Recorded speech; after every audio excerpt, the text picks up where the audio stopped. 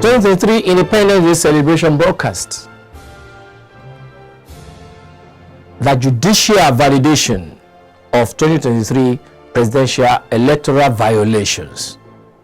Which way, Nigerians? There comes a time when we hear a certain call, when we all must come together as one, when we all must join hands together and chase the craze out of our society, the haunts that troubles our past credible society, our society that was once a cynosure of all eyes in the world. When we need to answer that question of how we descended to this despicable and deplorable state, the now laughing stock of the world, without any iota or respect, left within the fabrics of our nationhood, these reflections are more pertinent as it expresses the majority's mood at this present 63rd year of our national independence.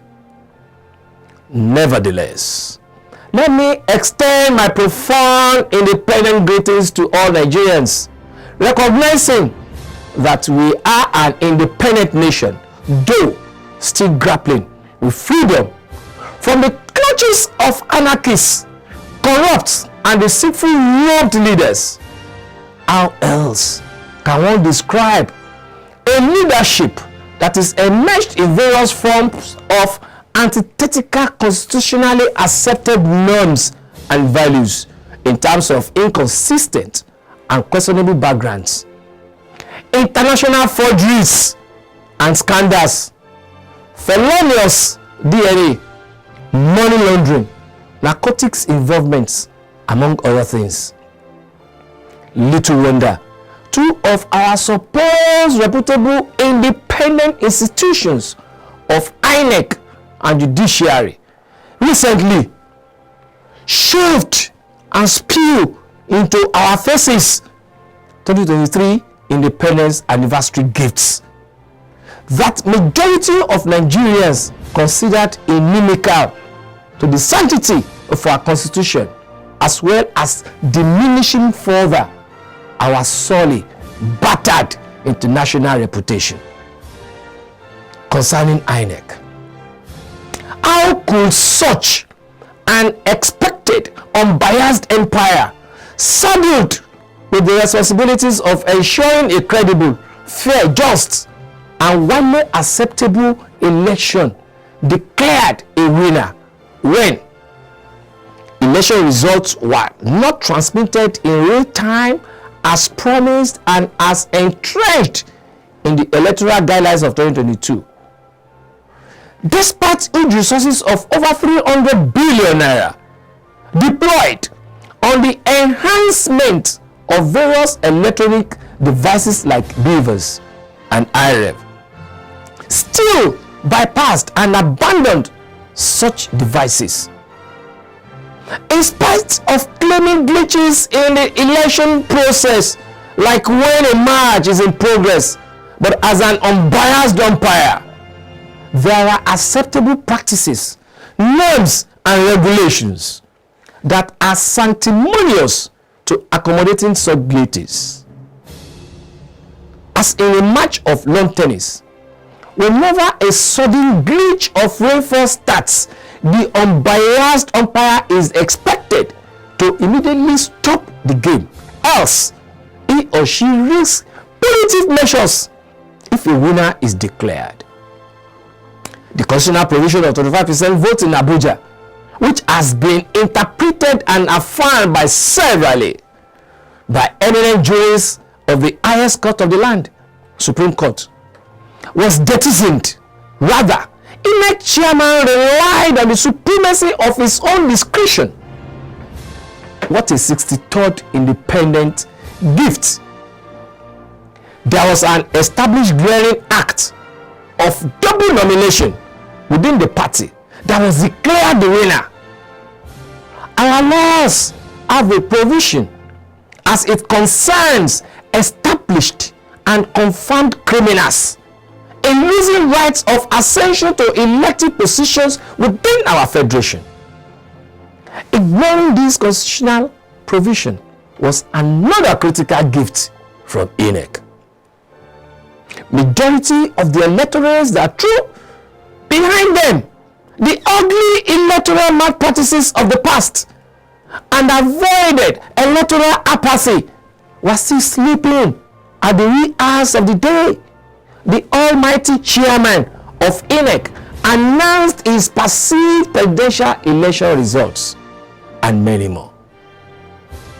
Pertaining to the judiciary, as represented by the Presidential Election Petition Tribunal, the expected arbiter and presumed last hope of suitably acceptable conflict resolution adjudicator, the justice delivery was equally seen as another spilled on 163rd Independence Anniversary gift to most Nigerians, based on the perceived flawed methodology and constitutional frameworks. Which of our constitution or electoral guidelines has given the INEC chairman the prerogative to collect and transmit our election results according to the chairman's willful discretion? When has it become for our supposed eminent juries to adjudicate outside our constitutional provisions on matters that are unambiguously constitutional matters? Whereas INEC affirmed experiencing glitches during result collation, why was it that the juries went outside the 2022 electoral guidelines to declare the prerogative of INEC's chairman's discretion in collating and display of results, despite INEC chairman's pre-election assurances to the whole world of not going back on real-time electoral results transmission? Was it a case of the police defending an offender due to perceived relationships between them, in contrast to knowing how much money the government is spending on security? Where then, I say again, where then is our constitutional doctrine of legitimate expectations? Where then is our constitutional doctrine of legitimate expectations? Again, when an umpire has duly affirmed glitches in a process, like the given example of a lawn tennis match, where an unexpected glitch of rainfall occurs and the umpire blatantly and discriminately declare the winner without following the laid down procedures, should the arbiter go ahead to affirm such an unprofessional and misguided act if there isn't any fifth columnist? When has it become for a lower court like the PEPT to discard the precedence that has been laid by a superior court of competence? Why were no preferences made by PEPT to the earlier Supreme Court's rulings on the issue of 25% of votes in Abuja? Has there been an amendment or amendments to that constitutional provision or another competent otherwise judgment to such declarations before now? What a constitutional 63rd Independence Anniversary gift splashed on the faces of many discerning Nigerians. It is still a funny declaration to me for the juries to assert as well affirm the intentions of a respondent over the provisions on sequential procedures as stipulated by the electoral guidelines of 2022 with the 1999 Constitution of Nigeria as amended, when issue of double nomination of Shetima and ultimate disqualification were considered. Of great concern, we should not go unmentioned, was the pushing aside of the constitutional provision as it concerns established and confirmed criminals in losing their rights of ascension to elective positions within our political landscape. Senator Opeyemi Bandele, the only witness to Mr. Bola Ahmed Tinubu, testified that his respondent forfeited over $400,000 to the American government due to involvement in narcotics as well as money laundering. The currency JN, Dr Kayode Ariwola, once ruled while a justice of the Supreme Court that there can't be forfeiture without criminality. Why then did the jurists at the tribunal looked away on this? Can this be alluded to why INEC and APC said anyone who is not satisfied with the election should go to court? Be careful for a thief who asks you to take him to a police station after stealing your properties. Fellow countrymen and women, my 63rd independence anniversary gift is that we all must join hands to liberate our nation from these political nihilists, anarchists, and kakistocrats. Though ensuring that our electoral laws and guidelines are fine-tuned to embrace more devices towards electoral transparency. Be more decisive on our constitutional sanctimony. Fortification of our judiciary to be picked, as well as rendering judgments that are truly independent from all forms of influence. Making sure that our electoral processes and procedures were concluded before swearing in all concerned.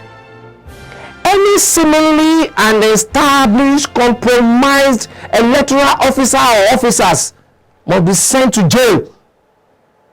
Above all, we Nigerians must emancipate ourselves from this democratic slavery. If our political anarchists have a way of stealing and running away with our victory, we must equally develop a way of curbing this, which is only through joint activism.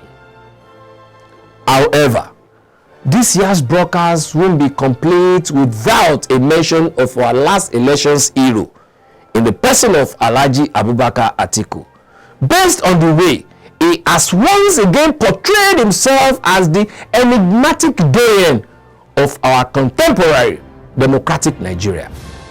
He has ever before now been showing a consistent and enduring democratic legacies within our national electoral fabrics of non-violence in the realm of Mahatma Gandhi's satyagraha of seeking social and political change through peaceful means that involves passive resistance, civil disobedience, and the willingness to endure sufferings and hardships in achieving justice and truth.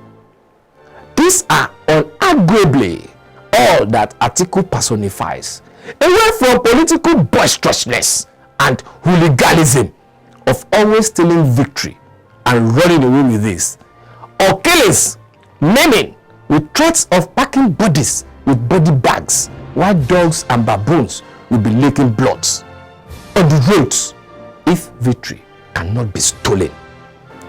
Nigerians must identify their 2023 democratic true heroes.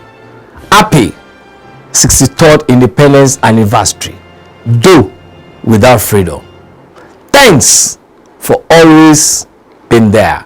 I remain sincerely yours, Dr. Dayo Kayode.